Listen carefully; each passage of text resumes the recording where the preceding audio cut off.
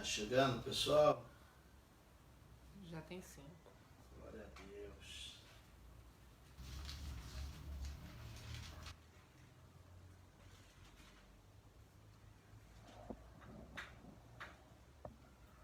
Vou começar já já.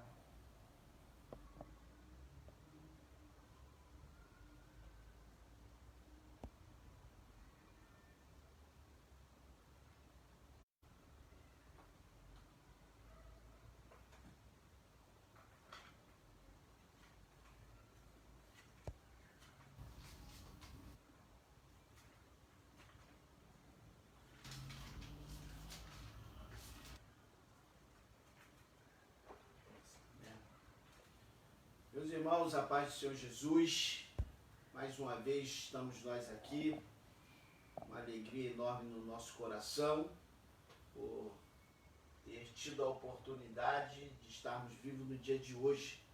Louvamos ao Senhor por essa oportunidade. Quero abençoar a sua vida em nome de Jesus, dizer para você que as promessas de Deus continuam valendo, tendo todo o crédito para a nossa vida. Vamos começar hoje a nossa live, mais uma vez. Não vamos estender muito, já estamos falando sobre fé já há um bom tempo e é proposital isso, né? Pregar isso, né?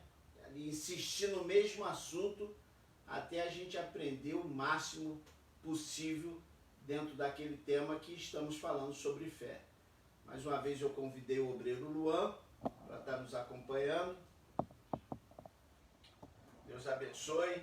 Vamos então dar início com uma oração, depois eu estarei lendo um texto bíblico, e então vamos conversar. Eu já anuncio aqui que a gente não vai estender muito hoje. O assunto mesmo vai ficar para domingo de manhã, né, onde a gente está falando sobre a fé e a gente vai aparelhar esse assunto, né, junto com o pastor Marcos Web e o Luan. Vamos aparelhar ele com bastante coisas e vai ficar muito rico no domingo pela manhã. Vamos orar então em nome de Jesus. Senhor, muito obrigado mais uma vez por essa oportunidade. Obrigado por esse dia, obrigado pela nossa vida. Abençoa os meus irmãos que estão em casa. Toma a nossa vida, as nossas vidas em tuas mãos. Senhor, mais uma vez entregamos as nossas autoridades em tuas mãos. Pedimos que, Senhor, tu dê sabedoria, discernimento. Joga por terra todo intento do mal, ó Deus, contra a vida das autoridades, e assim tu possa sensibilizar o coração desses homens e mulheres para que possam fazer a tua obra. Fazer aquilo que é necessário. Fazer aquilo, Senhor, que atende os necessitados. Enfim, Senhor, aqueles que estão à margem da sociedade, aqueles que estão enlutados nesse momento, aqueles que tiveram perdas e danos, pedimos que a tua graça poderosa seja sobre a vida desses irmãos. Fica conosco mais uma vez, nos abençoe, participa conosco, recebe o nosso louvor, a nossa gratidão no nome de Jesus. Amém e graças a Deus. Vamos então, queridos, abrir um texto da palavra do nosso Deus. Eu quero começar com vocês hoje falando um pouquinho sobre a exclusividade da fé. Só para a gente abrir o assunto, nós vamos usar o texto de segunda carta aos Coríntios no capítulo 4, né? 2 Coríntios capítulo 4, a partir do verso de número 7. Estarei pulando alguns versículos, vamos até o 18. Vamos ver então o que diz essa carta. 2 Coríntios capítulo 4, no verso 7 em diante. Diz assim: temos, porém, este tesouro em vasos de barro, para que a excelência do poder seja de Deus e não de nós. Em tudo somos atribulados, mas não angustiados, perplexos, mas não desanimados, perseguidos, mas não desamparados, abatidos, mas não destruídos, trazendo sempre por toda parte a mortificação do Senhor Jesus no nosso corpo, para que a vida de Jesus se manifeste também nos nossos corpos. Assim nós, verso 11, que vivemos, estamos sempre entregues à morte por amor de Jesus, para que a vida de Jesus se manifeste também na nossa carne mortal. Temos, portanto, E temos, portanto, o mesmo espírito de fé. Eu repito. E temos, portanto, o mesmo espírito de fé. Como está escrito, cri, por isso falei. Nós cremos também, por isso também falamos. Verso 14. Sabendo que o que ressuscitou o Senhor Jesus nos ressuscitará também por Jesus e nos apresentará convosco. E aí a gente pula para o 16 que diz, por isso não desfaleçamos mais, ainda que o nosso homem exterior se corrompa, o interior contudo se renova de dia em dia. Porque a nossa leve e momentânea tribulação produz para nós um peso eterno de glória muito excelente. Não atentamos nós para as coisas que se veem, mas nas que não se veem. Porque as que se veem são temporais e as que não se veem são eternas. Está aí um texto muito conhecido, Paulo orientando os irmãos em Coríntios e falando da necessidade de guardar o tesouro, né, que está em vaso de barro, e que essa excelência não é nossa, senão do próprio Deus. E aí ele vai tecendo alguns detalhes, né, alguns pontos interessantes, que somos atribulados, mas não angustiados, perplexos, mas não desanimados. E o que nos chama a atenção dentro de toda essa estrutura desse capítulo, ou desse bloco, é que ele diz que temos, portanto, o mesmo espírito de fé, como está escrito. E por isso nós queremos hoje conversar um pouquinho sobre essa questão, né? Sobre essa fé, ela é produzida pelo Espírito Santo, governada, podemos assim dizer, pelo Espírito Santo. E vamos então conversar. Você comente aí, traga suas perguntas, que a gente vai tentar, na medida do possível, tocar nesses assuntos com vocês. Vamos então ouvir o Luan, nesse primeiro momento, que ele tem para nos falar nessa noite. Meus irmãos, Pai do Senhor, agradecer mais uma vez a Deus, nosso presidente, nossa liderança, pela oportunidade. Meus irmãos, então, os irmãos estão com o texto aberto, no capítulo 4, verso número 13. Percebam que Paulo está dizendo à igreja de Corinto que nós temos o mesmo espírito de fé. Mas percebam que ele diz, como está escrito, cri, por isso falei. Nós cremos, por isso também falamos. E esse texto, verso 13, ele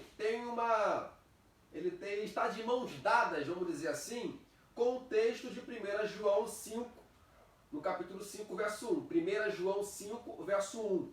O apóstolo João escreve dizendo, todo aquele que crê que Jesus é o Cristo, todo aquele que crê que Jesus é o Cristo é nascido de Deus.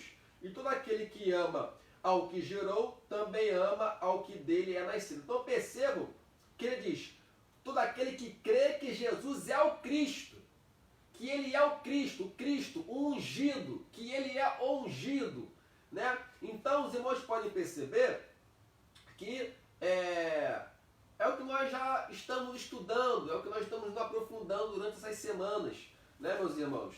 Que todos nós temos esse espírito de fé e que tudo é baseado no crer. E tem que se bater nessa tecla. Todo aquele que segue a Jesus, todo aquele que é discípulo de Jesus, tem que crer. Mais uma vez, né, retornamos, né, a dizer, Jesus batia nessa tecla que Jesus queria que os discípulos crescem constantemente. Vocês estão comigo? Vocês são meus discípulos? Eu preciso que vocês creem. Vocês precisam crer que eu sou Cristo. Vocês precisam crer no que eu estou ensinando, no que eu estou falando, no que eu estou pregando. Vocês precisam crer no que eu estou fazendo, né? Então Jesus sempre bateu nesta tecla. Então essa fala inicial, vemos nesses dois textos, que as escrituras, né, elas sempre estão nos direcionando à nossa fé. Que devemos ter um espírito de fé, que devemos ter essa fé em unidade, que devemos ter essa fé convicta e permanente. Amém? Presidente. Amém. Glórias a Deus. No verso 16, o apóstolo Paulo faz uma abordagem, Luan, que chama a atenção dos irmãos, Na segunda carta aos Coríntios, capítulo 4, no verso 16, ele diz: por isso não desfaleçamos, mas ainda que o nosso homem exterior se corrompa, o interior, contudo, se renova dia em dia. Né? Ela é renovada, o nosso homem interior é renovado dia a dia. Ainda que o nosso homem exterior se corrompa, o interior ele é renovado, porque é o Espírito de Deus que atua dentro de nós. Mas a gente precisa entender, irmãos, que precisamos cultivar essa fé dentro de nós. E essa fé ela é cultivada à medida que a gente examina as Escrituras. Como o próprio Jesus diz: examinais as Escrituras, porque cuidais ter nela vida eterna. Já falamos, já citamos o texto que diz, o próprio Jesus dizendo, né, que devemos crer conforme diz as Escrituras sagradas. Um testemunho pode alimentar uma fé, uma experiência pode alimentar e alimenta sim a fé, mas precisamos entender que o ministério da palavra, a ministração da palavra, a fé vem pelo ouvir e o ouvir pela palavra de Deus. A palavra ela tem, né, o seu destaque. A palavra de Deus, repito aqui, né, examinai as Escrituras, porque cuidais ter nela vida eterna. Então, no momento que eu estou sendo abatido, né, eu estou passando por conflitos, né, como Paulo colocou muito bem aqui, sabemos no verso de número 17, porque a nossa leve e momentânea tribulação, melhor dizendo, produz para nós um peso eterno e muito excelente. Esse peso, né, que Paulo coloca aqui para nós, essas lutas, desses embates que nós atravessamos, quando o nosso homem interior é alimentado pela palavra de Deus, a gente entende que tudo isso coopera. Como o próprio texto diz, né, que todas as coisas cooperam para o bem daqueles que amam a Deus e são chamados pelo seu decreto. Por isso, eu fecho essa participação nesse momento, deixando claro para você: examine as Escrituras Sagradas, leia a Bíblia, faça os seus momentos espirituais. A fé, ela tem essa exclusividade, se voltar para Deus, né, nos levar ao mundo de Deus. Luan. Meus irmãos, olha que coisa interessante. Você quer ver? A Bíblia diz em 1 Reis 18, estávamos conversando sobre esse texto anteriormente, antes de começar lá, quando o era sol. Sendo mais específico, no começo do capítulo 18, quando Elias ele termina de profetizar, o Senhor fala assim: vai para o ribeiro de Querite, porque lá eu já ordenei que os corvos te sustentem. Peraí, os corvos?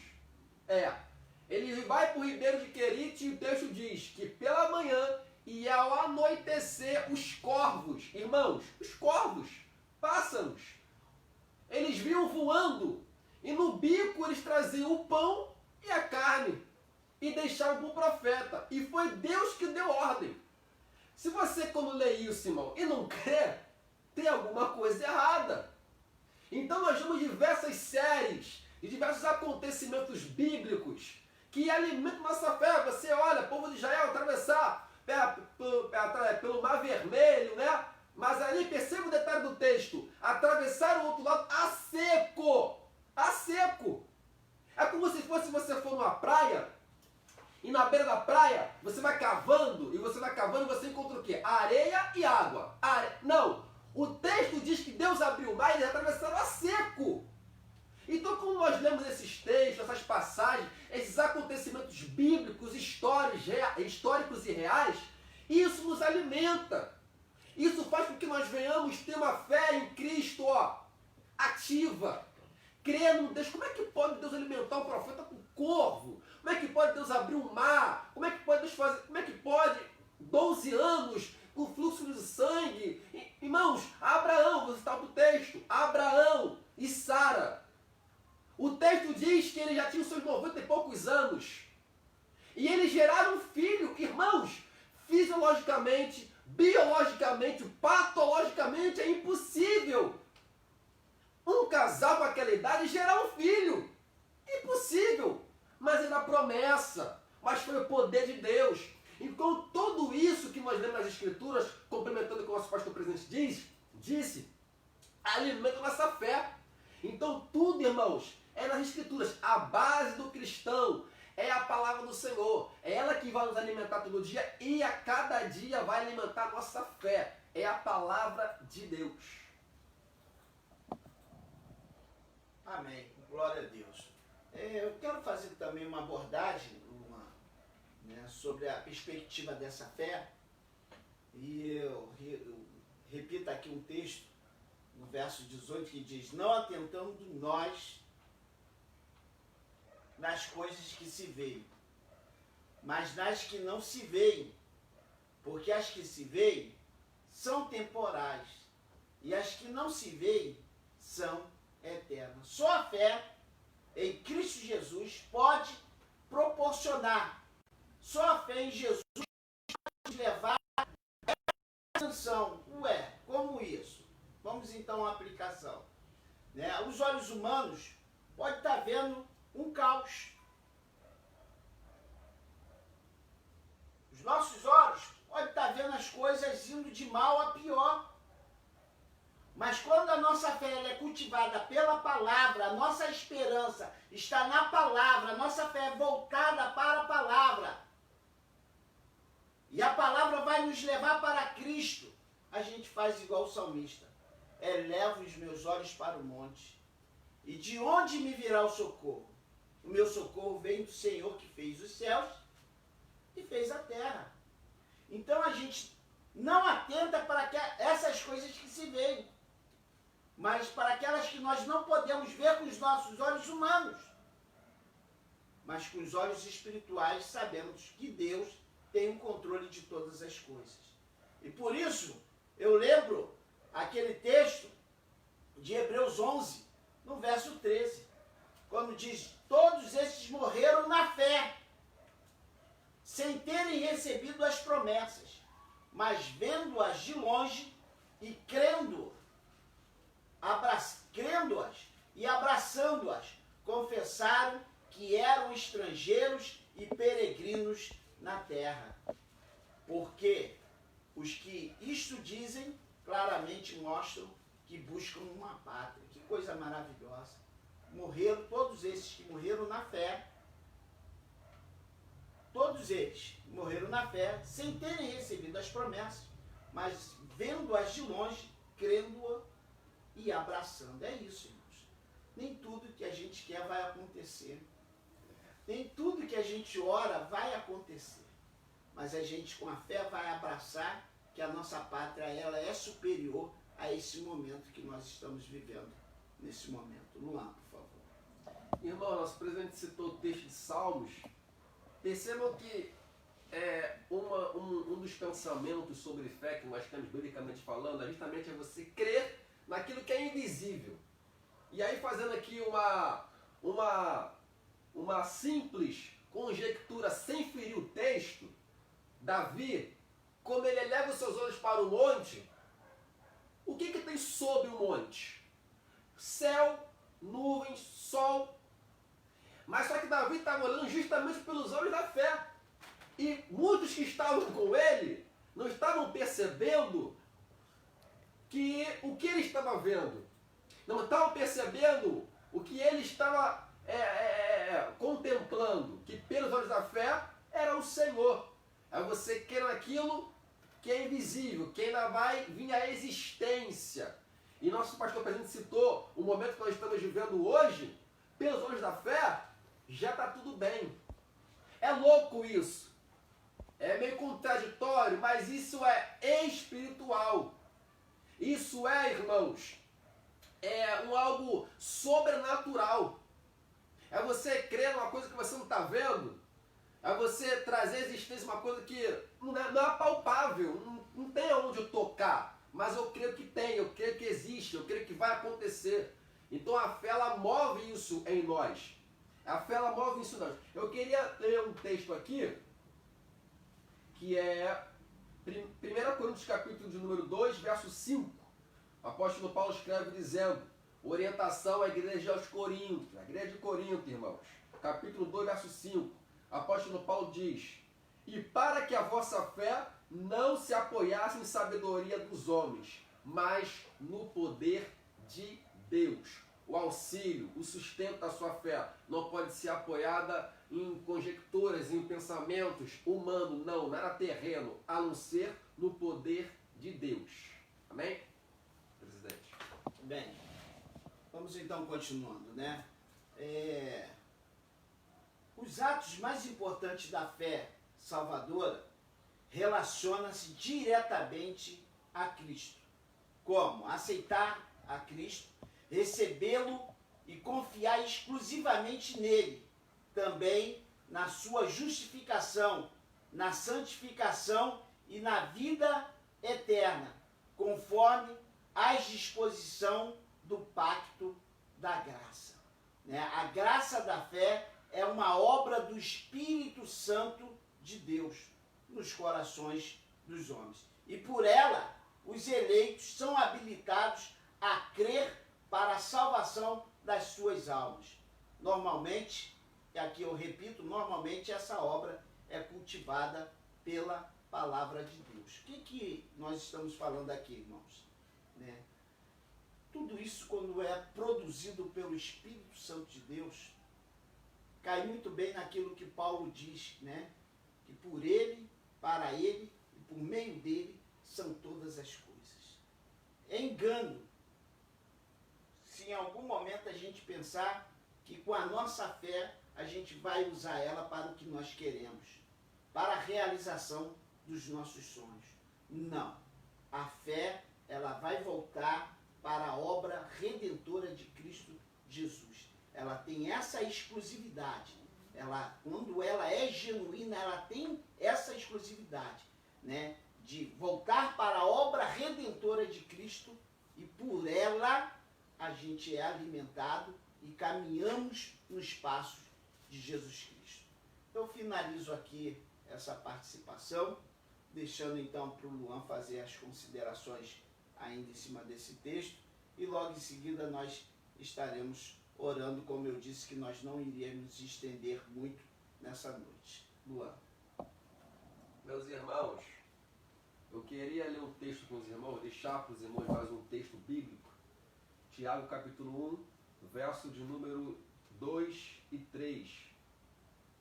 Tiago escreve assim: meus irmãos, tende grande alegria quando enfrentardes várias tentações, sabendo que a prova da vossa fé opera a paciência. Então, para encerrar minha participação, deixando aos irmãos que constantemente a nossa fé será ameaçada, constantemente estamos em batalha, mas nós que temos a nossa fé pautada na palavra, nas escrituras, passamos por essas tentações. E o mais interessante é que produz para nós paciência. A fé é fundamental e é uma das marcas da nossa vida cristã. Percebam que no capítulo 11 de Hebreus, o autor indeterminado faz questão de mencionar os acontecimentos de cada um deles.